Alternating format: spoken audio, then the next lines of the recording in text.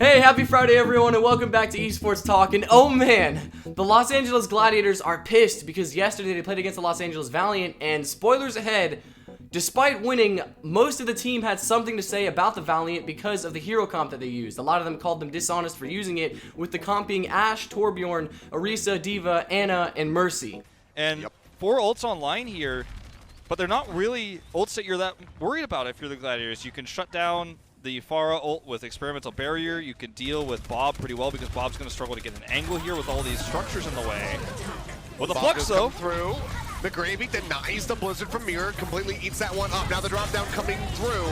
Barrage going to be dropped in, but Shax runs out of targets. Does get finished off by Space, but it's okay because the rest of the Valiant are doing some solid work, including Bob, who finishes off Big Goose. The melee hits will come through. KSP with a headshot on the back end will allow for the Valiant to finally start moving this cart forward, but it's just now moving. They got literally no distance added to this cart until now. But let's look at what some of the Gladiators had to say, because OGE said that if the Valiant ran a mirror comp, they knew that they were going to lose and that this new comp kind of screwed them. And again, he apologizes for his performance despite winning. And then you've got Big Goose asking the Valiant not to run that trash comp again, which he meant to say dishonest, along with Shaz, who also called the comp dishonest, though apparently he deleted an earlier tweet that was probably a bit more insulting. But what was their problem with the comp? Well, for one, it was pretty off meta. You generally don't see teams running weird comps like this except for teams like Chengdu, so the Valiant didn't expect it going into it and they weren't prepared for it because of that. But it's also because they had Torbjorn and Ashe, which Big Goose said it was basically like playing a 6v8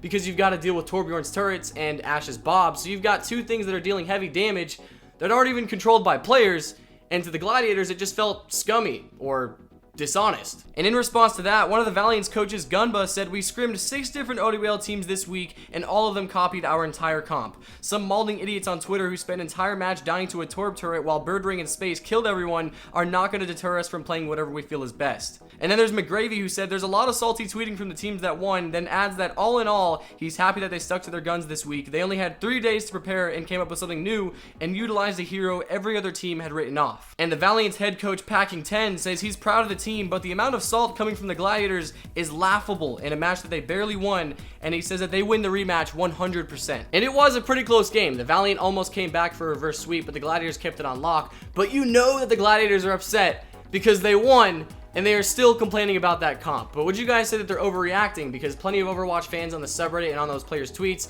are calling them crybabies, basically saying, what?